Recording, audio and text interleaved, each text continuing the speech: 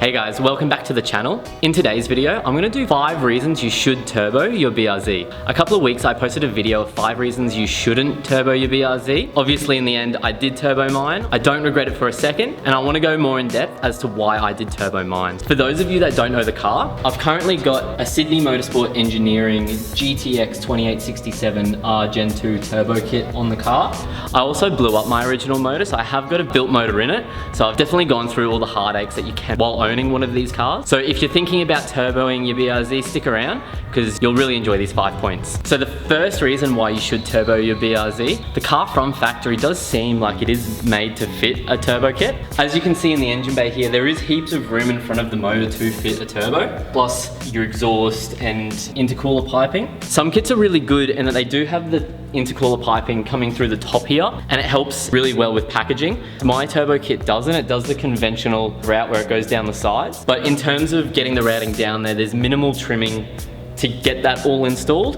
And as you can see with the intercooler as well, in this plastic shroud, you can see it's pretty much designed from factory to fit a decent sized intercooler and allow for optimized airflow into the cooler. So second reason why you should turbo your BRZ. Let's be honest, from factory, the cars are pretty slow. So for a driver-focused car, they are really intuitive to drive. However, they can get pretty easily passed by an average Golf. The first thing you can do to overcome this issue is just going for an E85 tune with some aftermarket headers. It does pick up a really good amount of power for a naturally aspirated car, but even then, in terms of the realm of modified cars, they're sort of not up to par in my opinion. You could also go for a supercharger. I always had plans to build the motor, and I definitely prefer the amount of torque that a turbo will make versus a supercharger, or mainly a centrifugal supercharger. So that's why I went the turbo route. Moving into option 3, the stock cars are notorious for the torque dip halfway through their RPM band.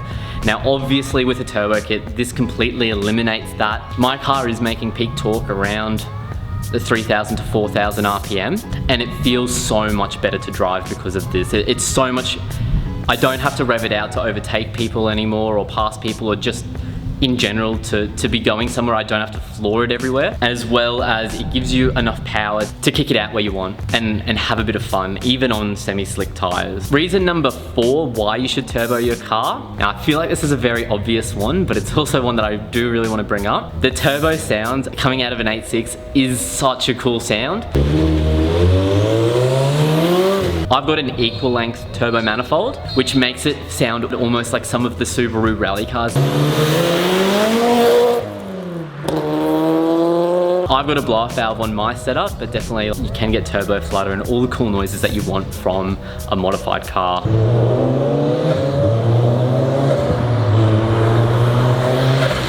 Last point today, point number 5, is definitely the aftermarket support that these cars have for the turbo kits. A lot of people go for the HKS turbo kits, which are super common and available pretty much globally. I've got a kit which was actually designed and manufactured in Australia, and the reason I went for that kit is it is easy to mod plate over here and get legal. Where I live, we need to have mod plates for certain modifications. And with this kit that I went for as well, over the HKS kit, it is easier down the line to upgrade the turbo for it. So guys, thanks for watching the video today. I hope you did like the 5 reasons why you should turbo your 8.6. If you have any questions, definitely post them in the comments below. If you are turbo, or if you are looking to go turbo, it's definitely a mod that I highly recommend.